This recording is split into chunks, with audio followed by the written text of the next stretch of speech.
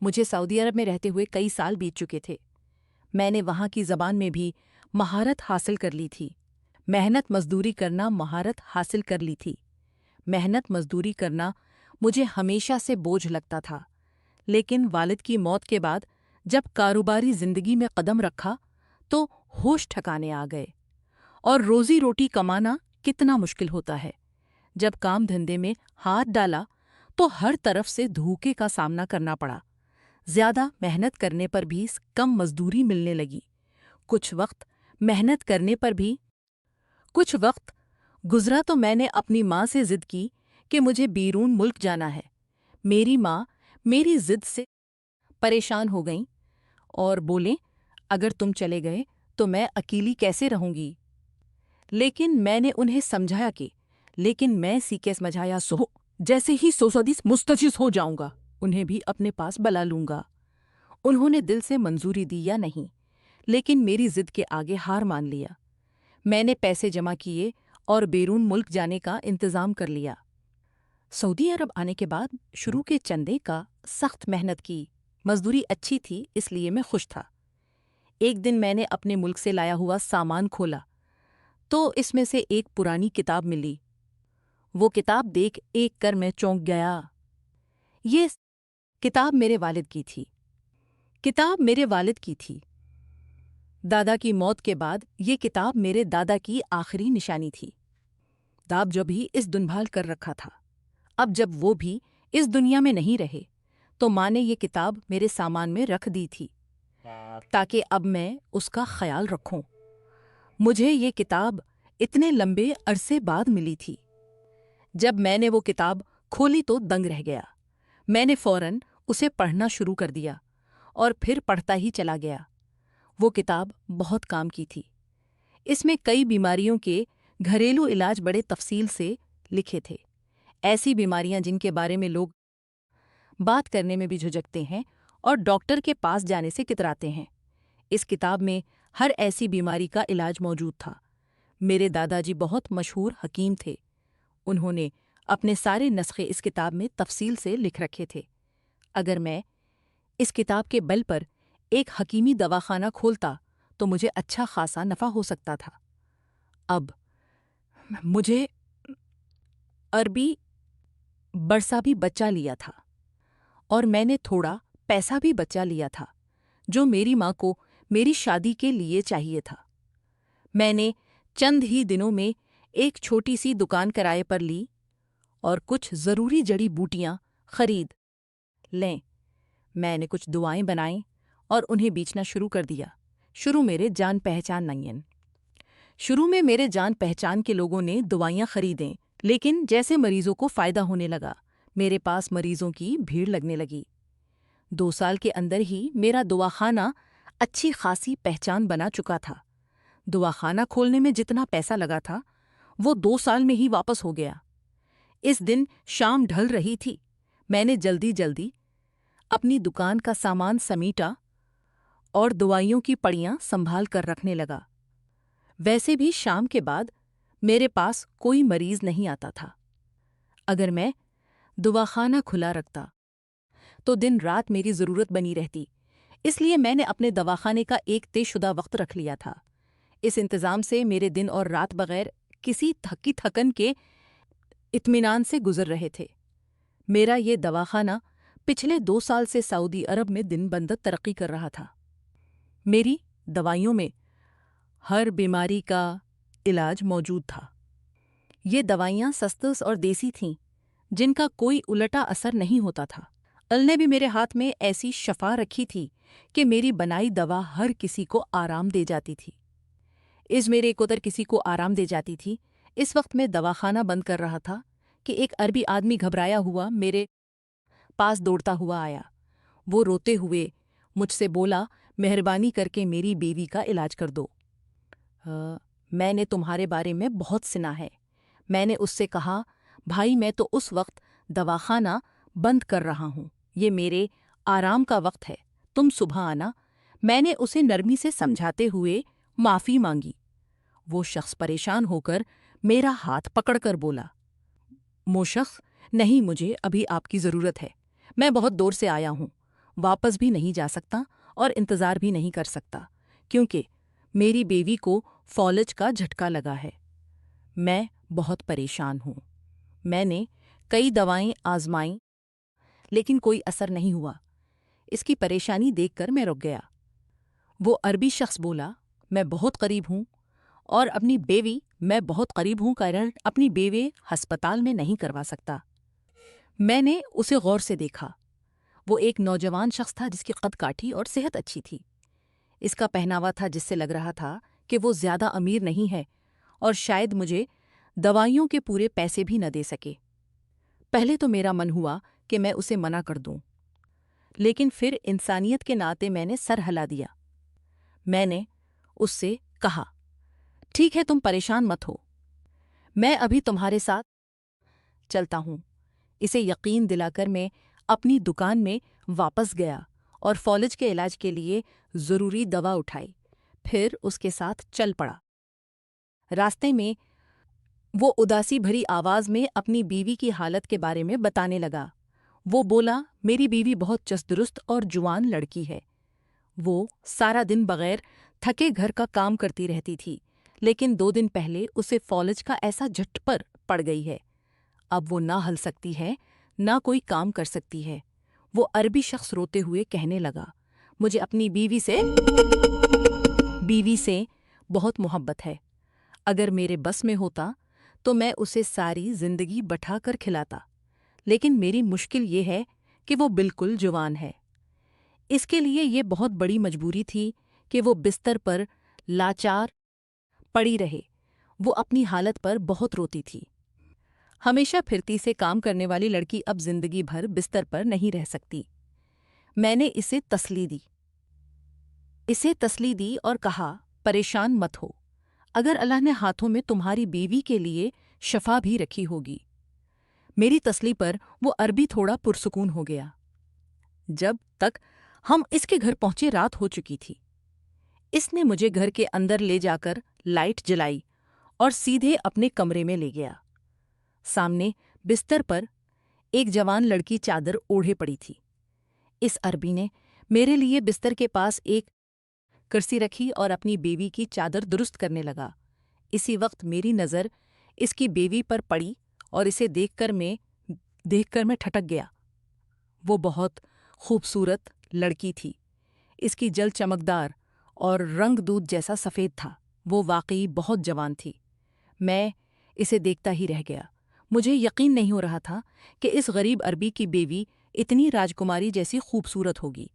میں اس کی قسمت پر حیران تھا کہ اللہ نے کیسے کسی کو ایسی نعمت دی ہے۔ میرے پاس بہت سی مریض خواتین اور لڑکیاں آتی تھیں، لیکن کسی نے بھی میری اتنی گہری نظروں کو نہیں کھینچا تھا۔ اچانک میری نیت خراب ہونے لگی۔ میرے من پر شیطان کا اثر حاوی ہونے لگا۔ وہ لڑکی تو ویسے بھی میرے رحم و کرم پر پڑی تھی۔ میں اسے دیکھتا ہی جا رہا تھا جب اس عربی مجھے جھوڑا اور میری تندرا توڑی۔ میں چونک کر ہوش میں آیا۔ اس نے کہا، حکیم صاحب، میں کب سے آپ کو بلا رہا ہوں، آپ کہاں کھو گئے ہیں؟ کیا میری بیوی کی بیماری کا علاج ممکن ہے یا کوئی بڑی فکر کی بات ہے؟ اس کی آواز میں گھبراہٹ تھی۔ وہ میری خاموشی اور گم سم رہنے سے پریشان ہو گیا تھا۔ اسے لگا کہ میں نے اس کی بیوی کی حالت میں کوئی بڑی مشکل دیکھ لی ہے، اس لیے جواب نہیں دے رہا۔ ہاں، تھوڑی پریشانی کی بات ہے۔ تمہاری بیوی کو ایک خاص تھوڑی پریشانی کی بات ہے۔ ایک خاص جڑی بوٹی کی بھاپ دینی ہوگی تاکہ اس کی فالج کی مشکل ٹھیک ہو سکے۔ ساتھ ہی اس کے جسم کی مالش بھی کرنی ہوگی کیونکہ کمزوری بڑھ رہی ہے۔ بھاپ دینا تو سچ میں درست علاج تھا، لیکن میری نیت پر حاوی ہو رہی گندی سوچ کی وجہ سے میں نے مالش کا جھوٹا علاج بھی اس میں شامل کر دیا۔ وہ عربی یہ سن کر خوش ہو گیا کہ اس کی بیوی کا علاج ممکن ہے۔ اس نے کہا، ٹھیک ہے، آپ علاج کریں اور میری بیوی کو پوری طرح سے ٹھیک کر دیں۔ میری ہدایت پر اس نے جلدی سے سامان اکٹھا کیا۔ وہ ایک بڑا برتن پانی سے بھر کر لایا اور میری ہدایت کے مطابق اسے چولہے پر رکھ دیا۔ میں نے کہا کہ پانی اتنا گرم کرو کہ اس میں سے بھاپ نکلنے لگے۔ جب پانی گرم ہوا تو میں نے اس میں ایک جڑی بوٹی ڈال دی۔ عربی بھاپ تیار کر رہا تھا، لیکن میری نظریں اس کی خوبصورت بیوی پر جمی ہوئی تھیں۔ وہ جاگی ہوئی تھی، لیکن پوری طرح سے چپ چاپ لیٹی تھی۔ میں اسے بار بار دیکھ کر بے چین ہو رہا تھا اور موقع کی تلاش میں تھا کہ کسی طرح وہ عربی وہاں سے ہٹے تاکہ میں مالش کے بہانے اس کی بیوی کو چھو سکوں، لیکن وہ عربی ہر وقت میرے ساتھ ساتھ ہی رہا۔ مجبور ہو کر میں نے اس کی موجودگی میں ہی کمرے کو بند کر دیا اور اس کی بیوی کو بھاپ دی۔ جب اس کا اس عربی سے کہا اچھی طرح بھاپ سے تر ہو گیا تو میں نے اس عربی سے کہا بس اب اتنی بھاپ کافی ہے، اب تم یہ سامان باہر لے جا کر رکھ دو، تب تک میں تمہاری بیوی کی مالش کر لیتا ہوں۔ اس نے اپنی بیوی کی طرف دیکھا اور بولا ٹھیک ہے، لیکن پھر جانے کیا ہوا کہ اس نے سامان وہیں کمرے کے کونے میں رکھ دیا اور خود میرے پاس آ کر کھڑا ہو گیا۔ یہ دیکھ کر میں گھبرا گیا۔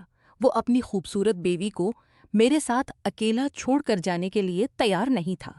وہ بے چینی سے بار بار بدل رہا تھا اور بار بار اپنی بیوی کو دیکھ رہا تھا، جیسے بغیر کچھ کہے اس سے بات کر رہا ہو۔ میری سوالیہ نظروں کے جواب میں اس نے سنجیدگی سے کہا، آپ کو میری مدد کی ضرورت پڑ سکتی ہے، اس لیے میں یہیں موجود ہوں۔ آپ میری فکر مت کریں اور میری بیوی کا علاج کریں۔ اس بیان سے مجھے لگا کہ وہ مجھے اشارہ دے رہا ہے۔ وہ اتنا بھولا نہیں تھا جتنا میں نے سمجھا تھا۔ اس کے سامنے اس کی بیوی کو چھونا دلی میں پڑ گیا۔ اس کے سامنے اس کی بیوی کو چھونے کا خیال مجھے ناممکن لگا۔ وہ میری ہر حرکت سے سمجھ جاتا کہ میری نیت صحیح نہیں ہے۔ میں بہانے سے اپنا سامان ٹٹولنے لگا اور تھوڑی دیر بعد چکنے کا ناٹک کرتے ہوئے اس سے کہا، مالش کے لیے جو تیل چاہیے وہ میرے پاس نہیں ہے۔ وہ بولا، کیسا تیل چاہیے؟ میں نے جھوٹ بولتے ہوئے کہا، مجھے زیتون کا تیل چاہیے، اسی سے مالش کی جا سکتی ہے، کیونکہ زیتون کا تیل بہت گرم ہوتا ہے اور فالج کے مریض کے لیے گرم چیزوں کا استعمال کرنا زیادہ فائدہ مند ہوتا ہے۔ میں نے اس سے کہا، میں اگلے دن زیتون کا بیوی کی مالش کروں گا۔ میری یہ بات سن کر وہ عربی ناراضگی سے بولا، ایسا نہیں ہو سکتا کہ میں خود اپنی بیوی کی گرم تیل سے مالش کر سکوں۔ اس نے کہا، زیتون کا تیل میں خرید سکتا ہوں اور مالش کرنا بھی کوئی مشکل کام نہیں ہے۔ اس کے جواب پر میں ٹھٹک گیا۔ میں نے سوچا ہی نہیں تھا کہ وہ اس خوبصورت لڑکی کا شوہر ہے اور میری باتوں سے وہ تنگ آ سکتا ہے۔ کسی ڈاکٹر سے علاج کرانا الگ بات تھی، لیکن ایک حکیم کا گھر آ کر اس طرح کے عجیب اور بے وجہ مشورے دینا اس کی چھٹی حس کو جگا چکا تھا۔ اگر میں اس کی بات فوراً مان لیتا تو وہ یہی سمجھتا کہ میری نیت خراب تھی۔ اس سے میری بدنامی ہو سکتی تھی اور میرا کاروبار بھی بند ہو جاتا۔ جو خواتین اور لڑکیاں میرے پاس لبھی علاج کے لیے آتی تھیں وہ بھی ہوشیار ہو جاتے۔ میں نے گھبرا کر کہا، نہیں، یہ کوئی عام مالش نہیں ہے۔ اگر ایسا ہوتا تو میں خود تمہیں ایسا کرنے کو کہہ دیتا، لیکن فالج کے مریض کی مالش اس کے متاثرہ حصوں پر ایک خاص طریقے سے کی جاتی ہے۔ وہ طریقہ صرف مجھے یا میرے جیسے کسی ماہر کو آتا ہے۔ تم اسے ویسے نہیں کر پاؤ گے۔ میں نے کسی طرح اسے دن وہاں سے واپس آ گیا، لیکن میں نے محسوس کیا کہ وہ عربی میری نیت پر شک کر رہا تھا۔ وہ پریشان رہا تھا، اور جس شخص کی بیوی اتنی خوبصورت ہو وہ کسی دوسرے آدمی کو اتنی آسانی سے اسے چھونے نہیں دے گا۔ لیکن میں نے بھی اپنی ساری شرافت اور پرورش بھلا کر ٹھان لیا کہ کسی بھی طرح اس عربی کی خوبصورت بیوی کو ایک بار پانا ہے۔ اس رات میں دیر سے اپنی جگہ پہنچا اور اگلے دن دیر سے اپنی دکان پر آیا۔ دکان کے باہر دوائی لینے کے لیے لوگوں کی بھیڑ لگی ہوئی تھی، لیکن انہیں دیکھ کر اس بار خوشی کے بجائے چڑچڑاہٹ محسوس ہوئی اور ان من انداز میں دوائیں دینے لگا۔ میرا دماغ تو بس اس عربی کی بیوی کے خیال میں الجھا ہوا تھا اور جلدی سے اس عربی کے گھر پہنچنے کی اس کی بیوی کو فکر میں لگا تاکہ اس کی بیوی کو حاصل کر سکوں۔ میں نے اپنی زندگی میں اتنی خوبصورت لڑکی نہیں دیکھی تھی اور وہ مجھے آسانی سے مل سکتی تھی۔ جلدی جلدی میں نے سارے گاہکوں کو دوا دے کر نمٹا دیا اور اپنی دکان بند کر دی۔ دن ابھی باقی تھا۔ میں نے بھاپ کے لیے ضروری جڑی بوٹیاں اور زیتون کا تیل اپنے تھیلے میں ڈالا اور اس غریب عربی کے گھر کی طرف چل پڑا۔ اس لیے وہاں پہنچتے پہنچتے شام ہو گئی۔ میں نے بے صبری دروازے پر دستک دی تو اس نے فوراً دروازہ کھول دیا۔ شاید وہ بھی میرا ہی انتظار کر رہا تھا۔ اس نے بھی میرا ہی انتظار کر رہا تھا۔ اس نے مجھے اندر بلایا، لیکن میں محسوس کر سکتا تھا کہ وہ بے چین تھا اور بار بار اپنی جگہ بدل رہا تھا۔ جیسے پچھلی بار میں نے پھر سے اس کی بیوی کو بھاپ دی۔ بھاپ دینے سے اس کے جسم سے پسینہ آنے لگا۔ وہ بولا، اگر میری بیوی صرف بھاپ سے ٹھیک ہو سکتی ہے تو مالش کی ضرورت نہیں ہے۔ میں نے لاپرواہی سے کندھے اچکاتے ہوئے کہا، جیسی تمہاری مرضی، لیکن اس طریقے میں بہت وقت لگے گا اور تم اتنا خرچ نہیں اٹھا پاؤ گے۔ میں نے جان بوجھ کر اسے علاج کے خرچ کا احساس دلایا اور وہ چپ ہو گیا۔ شاید وہ سچ میں خرچ سے گھبرا گیا تھا۔ میں نے بھاپ دی اور پھر زیتون کے تیل کو ہلکا گرم کیا۔ اس بار وہ عربی بھاپ کا سارا سامان لے کر کمرے سے باہر چلا گیا۔ یہ دیکھ کر میں خوش ہو گیا۔ میں نے جلدی سے اس لڑکی کو چھوا، لیکن جیسے ہی میں نے اسے ہاتھ لگایا، اچانک اس کے جسم میں ہلچل ہوئی۔ جو میں نے دیکھا، اس سے میرے ہوش اڑ گئے اور میری اس حرکت سے پاس رکھے شیشے کے گلاس کے گر کر ٹوٹنے کی آواز نے سناٹا توڑ دیا۔ اس آواز کو سن کر وہ عربی فوراً بھاگتا ہوا کمرے میں آیا۔ میں ہکا بکا ہو کر اس لڑکی کو دیکھ رہا تھا، جبکہ وہ عربی گھبرا کر مجھ سے پوچھنے لگا، کیا ہوا؟ کوئی پریشانی ہے؟ وہ اپنی بیوی کو دیکھ رہا تھا، جو ابھی بھی بستر پر چپ چاپ پڑی ہوئی تھی، لیکن میری زبان بند ہو گئی تھی۔ جو کچھ میں نے دیکھا تھا اسے بتانے کی ہمت مجھ میں نہیں تھی۔ اگر میں کچھ کہتا تو میری پول کھل جاتی۔ میں گھبرا کر اپنا سامان اٹھایا اور وہاں سے نکل آیا۔ وہ بھی مجھ سے بار بار سوال کرتا رہا، لیکن میں ایک پل بھی وہاں نہیں رکا۔ میرے چہرے پر پسینے کی بوندیں چھلک رہی تھیں۔ مجھے نہیں پتا کہ میرے جانے کے بعد اس عربی کی کیا حالت ہوئی ہوگی، کیونکہ وہ میری گھبراہٹ دیکھ کر رونے لگا تھا۔ میرا دماغ جھنجھنا رہا تھا۔ ایسا لگ رہا تھا جیسے میں کوئی خواب دیکھ رہا ہوں۔ میری زندگی میں پہلی بار ایسے مریض سے سامنا ہوا تھا۔ میں جیسے تیسے اپنے گھر پہنچا اور بستر پر گر پڑا۔ میرا دماغ سوچوں میں الجھا ہوا تھا۔ جو کچھ میں نے اس عربی کے گھر میں دیکھا تھا، اس پر یقین کرنا مشکل ہو رہا تھا۔ غریب عربی کی خوبصورت بیوی کے خیال میں کھویا کھویا ہی مجھے نیند آ گئی۔ اگلی صبح میں روز کی طرح اپنے دواخانے پر پہنچا اور اپنے کام میں مصروف ہو گیا۔ کام کی مصروفیت کی وجہ سے میرے دماغ سے اس غریب عربی کا خیال نکل چکا تھا، لیکن جب دوپہر کا دوسرا پہر ہوا تو وہی عربی میرے پاس آیا۔ اس بار اس کا چہرہ جوش اور خوشی سے دمک رہا تھا اور اس کے ہونٹوں پر مسکراہٹ تھی۔ اس نے مجھے پکارا تو میں جو ایک دوا بنانے میں مصروف تھا چونک کر اسے دیکھنے لگا۔ اسے اچانک سامنے پا کر میں پل بھر کے لیے گھبرا گیا، لیکن وہ بولنے لگا، حکیم صاحب آپ کا بہت بہت شکریہ۔ آپ سچ میں بہت بڑے علاج گر ہیں۔ لوگ آپ کے بارے میں جو کہتے ہیں وہ بالکل سچ ہے۔ آپ کے ہاتھوں میں بڑی بڑی بیماریوں کی شفا ہے۔ میں اس کی اتنی تعریف اور خوشی کا مطلب نہیں سمجھ پا رہا تھا۔ وہ جو اپنی بیوی کے دکھ میں روتا رہتا تھا، آج اتنا خوش کیسے تھا؟ لیکن اس کے اگلے جملے نے میرے ہوش اڑا دیے۔ اس نے کہا، میری بیوی ٹھیک ہو گئی۔ اس نے بتایا، آپ کے دیے گئے 2 بار کے بھاپ اور مالش کا اتھی اٹھی تو پوری طرح ٹھیک تھی کہ میری بیوی آج صبح اٹھی تو پوری طرح ٹھیک تھی۔ وہ کہنے لگا، مجھے اپنی بیوی کے ٹھیک ہو جانے کی اتنی خوشی ہوئی کہ میں فوراً آپ کا شکریہ ادا کرنے چلا آیا۔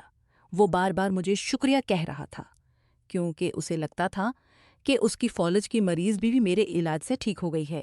اس کی فالج کی مریض بیوی میرے علاج سے ٹھیک ہو گئی ہے۔ بیرونی طور پر تو ایسا ہی لگ رہا تھا، لیکن حقیقت کچھ اور تھی۔ میرا من ہوا کہ میں اسے اس کی بیوی کی سچائی بتا دوں، لیکن میں چپ ہی رہا۔ ایک نطق ہی ران ایک لفظ بھی کہنے کی ہمت نہیں ہوئی۔ میں نے بس خاموشی سے اس کا شکریہ قبول کر لیا۔ پھر اس نے مجھے میری فیس دی جو میری امید سے کہیں زیادہ تھی۔ اتنی بڑی رقم دیکھ کر میں حیران رہ گیا۔ تب وہ عربی تھوڑا شرماتے ہوئے بولا، میں نے یہ پیسے اپنی بیوی کے لیے سونے کا کنگن خریدنے کے لیے جمع کیے تھے۔ یہ اس کے لیے ایک تحفہ ہوتا، لیکن اب مجھے لگتا ہے کہ اس تحفے سے زیادہ ضروری آپ کی فیس ہے۔ آپ کی مہربانی سے میری بیوی معجزاتی طور پر ٹھیک ہو گئی ہے۔ سونے کنگن تو میں پھر کبھی پیسے جمع کر کے خرید لوں گا۔ اس کی نیک نیتی اور اپنی بیوی کے لیے اس کی سچی محبت دیکھ کر مجھے اس پر رشک ہوا، لیکن اس کی بیوی کے بارے میں سوچ سوچ کر میرا من کڑواہٹ سے بھر رہا تھا۔ وہ راز جو میں اس کی بیوی کے بارے میں جان چکا تھا مجھے اندر سے بے چین کر رہا تھا۔ اگر میں اس عربی کو سچائی بتا دیتا تو اس کی خوشی ایک دم ختم ہو جاتی۔ مجھے لگنے لگا کہ وہ عربی اپنی بیوی کے دھوکے کا شکار ہو رہا ہے۔ اسے سچائی کا پتہ چلنا چاہیے، فیس کی رقم کا پتہ چلنا چاہیے۔ فیس کی رقم رکھ کر میں نے اچانک اس سے کہا کہ میں اس کی بیوی سے ایک بار اور ملنا چاہتا ہوں۔ اگر وہ اجازت دے تو آخری بار اس کا معائنہ کرنا ضروری ہے۔ یہ کہتے ہوئے میں تھوڑا جھجک گیا تھا کیونکہ مجھے پتا تھا کہ وہ عربی میری وجہ سے پہلے ہی شک کر چکا تھا، لیکن اس بار میری نیت صاف تھی اور میرا مقصد صرف اس کی بیوی سے بات کرنا تھا تاکہ اس چالاک لڑکی کا اصلی چہرہ اس کے شوہر کو دکھا سکوں۔ میرے جھجک کر اجازت مانگنے پر وہ عربی سنجیدہ ہو گیا اور کہنے لگا، مجھے معاف کرنا، میری بیوی اتنی خوبصورت ہے کہ میں اکثر اس کے لیے پریشان رہتا ہوں۔ جب کوئی اس کی طرف توجہ دیتا ہے تو مجھے وہم ستانے لگتے ہیں۔ وہ مجھ سے معافی مانگتے ہوئے بولا، آپ تو نیک نیتی سے علاج کر رہے تھے، لیکن میں نے آپ پر شک کیا، اس کے لیے مجھے شرمندگی ہے۔ آپ جب چاہیں ہمارے گھر آ سکتے ہیں۔ اس کی معافی قبول کرتے ہوئے میں نے اسے دلاسا دیا۔ جب وہ واپس چلا گیا تو میں سوچ میں پڑ گیا۔ میرے من میں بار بار وہ پل آ رہا تھا جب میں نے اس کی بیوی کو چھوا تھا۔ میں انہی خیالات میں ڈوبا رہا اور جلد ہی اس کے گھر جانے کا فیصلہ کیا۔ حالانکہ مصروفیت کی وجہ سے میرے 2-3 دن دواخانے پر ہی بیت گئے اور میں اس عربی کے گھر نہیں جا سکا، لیکن کچھ دنوں بعد جمعے کی نماز کے بعد جب میرے دواخانے پر مریض تقریباً نہ کے برابر تھے تو میں نے جلدی سے انہیں ان کی ضروری دوائیاں دیں اور دواخانہ بند کر کے اس عربی کے گھر کی طرف نکل پڑا۔ وہاں پہنچنے پر دروازہ اسی عربی نے کھولا۔ اس نے مجھے دیکھ کر گرم جوشی اسی اقبال کیا۔ اس کی بیوی باورچی خانے میں گرم جوشی سے استقبال کیا اور اندر لے گیا۔ بہت خوبصورت کپڑے پہنے چائے بنا رہی تھی۔ بستر پر بیمار پڑی اس لڑکی کا حسن اب سج دھج اور خوبصورت کپڑوں میں اور بھی نکھرا ہوا لگ رہا تھا۔ مجھے دیکھ کر وہ بری طرح گھبرا گئی، جبکہ میرے ہونٹوں پر انایاسا ہی ایک طنز بھری مسکراہٹ پھیل گئی۔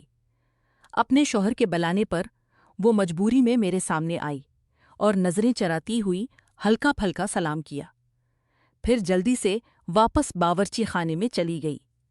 وہ عربی میری خاطرداری میں لگا ہوا تھا، جبکہ میں اس کی بیری صحیح ڈھونڈ رہا تھا کہ میں اس کی بیوی سے بات کرنے کا صحیح موقع ڈھونڈ رہا تھا۔ ویسے تو میرا ارادہ یہی تھا کہ اس لڑکی کی سچائی اس کے شوہر کے سامنے کھولوں، مگر بار پہلے سچائی جاننا چاہتا تھا۔ جلد ہی مجھے موقع مل گیا۔ اس عربی نے بڑے ہی پیار سے مجھے رات کے کھانے کے لیے رک جانے کی درخواست کی تو میں رک گیا۔ وہ کھانے کی تیاریوں کے لیے بازار سے سامان لینے چلا گیا۔ اس کا مجھ پر بھروسہ اتنا بڑھ گیا تھا کہ وہ مجھے اپنی بیوی کے ساتھ اکیلا چھوڑ کر چلا گیا۔ یہ بات مجھے اندر شرمندہ کر رہی تھی کہ میں نے اتنے اچھے انسان کی بیوی پر بری نظر ڈالی تھی۔ اس کے جانے کے بعد میں نے کچن میں چھپی اس کی بیوی کو بلا کر کہا، اگر تم نہیں چاہتی کہ میں تمہارا راز تمہارے شوہر کے سامنے کھول دوں تو میرے سامنے آ کر سچ بتاؤ۔ وہ لڑکی گھبرا گئی اور جلدی سے کچن سے نکل کر میرے سامنے آ گئی۔ شرم سے اس کا سر جھکا ہوا تھا، میں اسے دیکھ رہا تھا۔ شرم سے اس کا سر جھکا ہوا تھا۔ اس کا حسن واقعی ایسا تھا کہ کسی کا بھی ایمان ڈگمگا سکتا تھا، لیکن اس بار میری نیت خراب نہیں تھی۔ شاید اس لیے کیونکہ مجھے پتا تھا کہ وہ جتنی معصوم دکھ رہی تھی اتنی تھی نہیں۔ اس کی خاموشی توڑتے ہوئے میں نے ہلکے لہجے میں کہا، اس دن میں نے تمہارا سچ جان لیا تھا۔ جب میں نے تمہیں چھوا تو تم نے ٹک سے میرا ہاتھ ہٹا کر مجھے گھورا تھا۔ تم پوری طرح ٹھیک تھیں اور میری حرکت پر آپ کھل گیا تھا کہ تمہیں فالج نہیں ہوا ہے۔ اس کی اس حرکت نے مجھے جھنجھوڑ دیا تھا۔ مجھے یاد آیا کہ کیسے اس کا غریب شوہر میرے پاس آیا تھا، رو رو کر مجھ سے اس کے علاج کے لیے چلنے کی التجا کر رہا تھا۔ وہ اپنی بیوی کے لیے جگہ جگہ بھٹک رہا تھا، لوگوں سے منتے کر رہا تھا کہ اس کی بیوی کا علاج ہو سکے، جبکہ وہ لڑکی صرف ناٹک کر رہی تھی۔ میری شرم دلانے پر وہ اور بھی زیادہ سر جھکا کر چپ ہو گئی۔ میں نے اسے بتایا، تمہارے شوہر نے تمہارے لیے پیسے بچائے تھے اور وہ جلد ہی تمہیں سونے کا کنگن خرید کر دینے والا تھا، لیکن اسے وہ رقم میرے علاج کی فیس کے طور پر دینی پڑی۔ میری اس بات پر اس نے حیرت سے سر اٹھا کر مجھے دیکھا اور پھر آنسو بہاتے ہوئے سر جھکا لیا۔ اس کے رونے پر میں نے نرمی سے پوچھا، تم نے یہ جھوٹا ناٹک کیوں کیا؟ تمہارا شوہر تمہاری وجہ سے اتنا پریشان تھا کہ روتا رہا۔ تب اس نے کہا، ایک دن میں سو کر اٹھی تو اچانک میری کمر میں درد ہوا اور میرے لیے ہلنا ڈلنا مشکل ہو گیا۔ میں نے زور سے چلایا اور رونے لگی کہ حل مشکل ہو گیا۔ میں ہل ڈل نہیں پا رہی۔ میرے شوہر نے یہ سنا تو وہ بری طرح گرنے لگا۔ اس کے چہرے کی ہوائیں اڑ رہی تھیں۔ وہ بولی، میرا شوہر مجھ سے بہت پیار کرتا ہے، لیکن اس کے رویے میں ہمیشہ ایک طرح کا روب اور سنجیدگی رہتی تھی۔ لیکن اس دن میری فکر میں اس کا نیا روپ دیکھ کر میں حیران بھی ہوئی اور اچھا بھی لگا۔ جب اس نے مجھے سہارا دے کر اٹھایا تو میں نے دائیں بائیں کروٹ لے کر کمر کا بل درست کر لیا۔ میں صحیح ہو گئی تھی، لیکن مجھے ایک شرارت سوجھی۔ میں نے سوچا کہ شوہر کو تھوڑا پریشان کروں۔ اس نے آگے کہا، میں بستر پر گر کر ناٹک کرنے لگی کہ میرا جسم بیکار ہو گیا ہے۔ میرے شوہر نے یہ سنا تو گھبرا گئے۔ ان کے اچانک گھر سے باہر جانے مجھے حیرانی ہوئی۔ میں نے سوچا کہ جب وہ واپس آئیں گے تو میں انہیں سچ بتا دوں گی کہ یہ میری شرارت تھی، لیکن جب وہ لوٹے تو انہوں نے بتایا کہ وہ ایک ڈاکٹر سے بات کر کے آئے ہیں جو مجھے دیکھنے آنے والے ہیں۔ یہ سن کر میں سچ نہیں بتا پائی۔ مجھے ڈر تھا کہ اگر ڈاکٹر آ کر مجھے صحیح سلامت دیکھ لیتا تو میرا شوہر مجھے جھوٹا مان لیتا۔ ڈاکٹر آیا، اس نے سرسری طور پر جانچ کی اور دوا لکھ کر چلا گیا۔ اس طرح اس کے شوہر کی سنجیدگی اور فکر دیکھ کر سچ بتانے سے ڈرنے لگی کہ کہیں اس کا شوہر غصہ نہ ہو جائے۔ وہ بولی، میری مذاق بازی میرے لیے بڑی مصیبت بن گئی، لیکن جب تم نے مجھ پر غلط نیت رکھی اور مجھے چھوا تو میں برداشت نہیں کر پائی اور تمہارا ہاتھ جھٹکے سے ہٹا دیا۔ تم نے مجھے اس حالت میں دیکھ کر حیرانی ہوئی اور تم ڈر کے مارے وہاں سے بھاگ گئے کہ کہیں میں اپنے شوہر کو تمہاری نیت کے بارے میں نہ بتا دوں۔ یہ سب بتاتے ہوئے وہ لڑکی رونے لگی۔ اس نے کہا، شوہر کے ڈر سے میں نے اگلے دن اٹھ کر یہی کہا کہ مالش اور بھاپ سے میں ٹھیک ہو گئی ہوں۔ میں خاموشی سے اس کی بات سن رہا تھا کہ اتنے میں اس کا شوہر اندر آ گیا۔ اسے دیکھ کر ہم دونوں گھبرا گئے۔ وہ اپنا بٹوا گھر بھول گیا تھا، اس لیے پیسے لینے واپس آیا تھا۔ اس نے اپنی بیوی کی بات سن لی۔ وہ سنجیدگی سے اپنی بیوی کے پاس گیا اور اس کے آنسو پونچھتے ہوئے بولا، اس میں غصہ کرنے والی کوئی بات نہیں ہے۔ اگر تم پہلے دن ہی مجھے بتا دیتی کہ یہ تمہاری شرارت تھی تو میں اتنا پریشان نہیں ہوتا۔ دونوں نے ایک دوسرے سے معافی مانگ کر بات ختم کر دی۔ میں نے شرمندگی سے اس سے معافی مانگی اور اس کی فیس اسے واپس کر دی۔ میں نے کہا، اس رقم پر میرا کوئی حق نہیں ہے۔ تمہاری بیوی تو پہلے سے ہی ٹھیک تھی۔ میں نے کوئی علاج نہیں کیا۔ میں وہاں سے چلا آیا۔ اس بار اس نے مجھے کھانے کے لیے بھی نہیں روکا۔ بس جاتے جاتے اس نے ایک بات کہی جو مجھے شرم سے زمین میں گاڑ دینے کے لیے کافی تھی۔ تم ایک حکیم ہو، اپنے پیشے کے ساتھ ایماندار رہو۔ لوگ بھروسے کے ساتھ تمہیں اپنے گھر لے جاتے ہیں، اس کا مطلب یہ نہیں کہ تم ان کی عزت پر ہاتھ ڈالو۔ ہیلو دوستو، اگر آپ کو یہ کہانی پسند آئی ہو تو چینل کو سبسکرائب کر دیں، اور اس سے بھی زیادہ دلچسپ ویڈیو دیکھنے کے لیے میرے چینل پر اپلوڈ ہونے والی تازہ ترین ویڈیو ضرور دیکھیں۔ امید ہے کہ وہ ویڈیو بھی آپ کو بہت پسند آئے گی۔